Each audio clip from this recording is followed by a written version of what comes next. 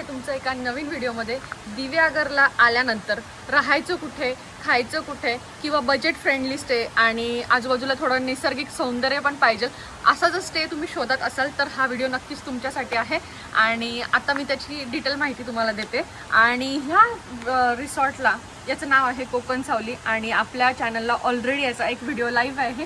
But तो आणि हा याच्यात बराचसा डिफरन्स आहे, कारण जेव्हा आम्ही फर्स्ट टाइम आलो होतो तेव्हा हे जे माझ्या मागचा पार्ट आहे तेवढा फक्त डेव्हलप होता आणि आता जो मी दाखवेल तो पार्ट आत्ता डेव्हलप झाला आणि पूर्ण नवीन आहे। आणि इव्हन ज्या मागचा पण जो पार्ट आहे तो पूर्ण रिनोव्हेट झाला आहे, म्हणजे रूमचं स्ट्रक्चर चेंज झालं आहे आणि थोडं फ्रेश एन्व्हायरमेंट अजून क्रिएट झालं आहे। सो तुम्हाला clean and neat stay with आणि तो पण बजेटमध्ये आणि इवन सगळ्याच सुविधा, म्हणजे आजूबाजूला थंडगार हवा, सावली, थोडा झोका आणि ग्रुपसाठी थोडं एंटरटेनमेंटसाठी किंवा बसून थोडा गप्पा गंमत करायला आणि सोबतच बीच सोबतच तुम्ही स्विमिंग पूलमध्ये पण एन्जॉय करू शकता। असं सगळ्या ज्या गोष्टी त्या तुम्हाला इथे मिळणार आहे।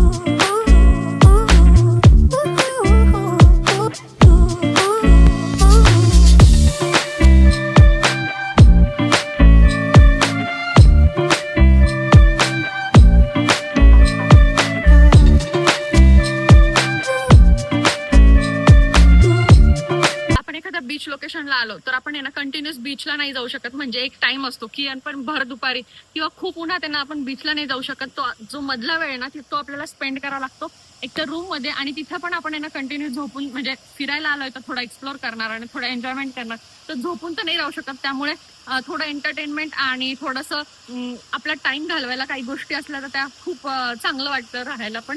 तर त्यातली जी एक गोष्ट आहे ती म्हणजे स्विमिंग पूल।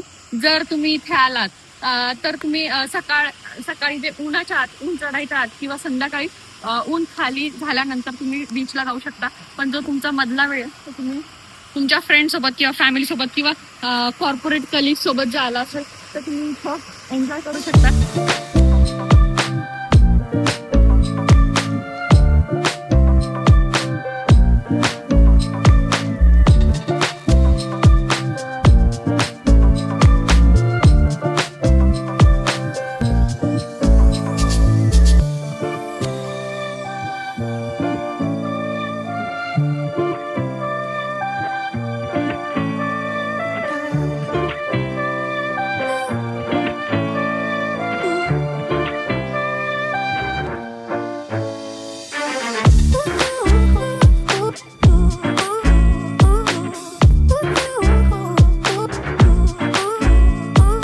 ही इथून एंट्री आहे। इथून आतमध्ये आल्यानंतर इकडे कोकण सावली कॉटेजेस आहे आणि हा सरळ रस्ता इकडे बीचवरती जातो। इथून हार्डली तुम्ही वॉकिंग डिस्टन्स 10 मिनिट्सला तुम्हाला बीच मिळेल आणि इथून ही एंट्री, ही इथं पार्किंगसाठी जागा आहे। आणि त्याच्यानंतर इथं आतमध्ये आल्यानंतर हे इथं वरती फॅमिली रूम्स आहेत नॉन AC आणि इथं खाली त्यांचं किचन आहे, इथं ते स्वतः राहतात पण। आणि इथं जे केअरटेकर आहे ते इथूनच सगळ्या गोष्टी मॅनेज करतात। तुम्हाला चहा नाश्ता किंवा जेवायची ऑर्डर द्यायची असेल तर इथून घेतली जाते। आणि हे आतमध्ये आल्यानंतर हे इथून पूर्ण कॉटेज सुरू होते। त्याच्यानंतर 2 रस्ते इकडे पण एक तुम्हाला रूम्स बघायला मिळतील आणि या साईडला पण। तर आता आपण ह्या फ्रंटने एंट्री म्हणजे स्ट्रेट एंट्री करू आणि त्या साईडचा पण तुम्हाला दाखवतो। इथून असं आतमध्ये आल्यानंतर ही इथं विहीर आणि छोटे छोटे नारळाचे झाडं वगैरे। बीचवरून जर तुम्ही येतात तर तुम्हाला पाय धुवायला वगैरे नळ आहे, म्हणजे रूम घाण होणार नाही तुमची। आणि सगळं कॉटेजेसमध्ये बघणार तर नारळाची झाडं आहेत सगळीकडे। आणि इकडे स्ट्रेट गेल्यानंतर या अशा रूम्स आहेत।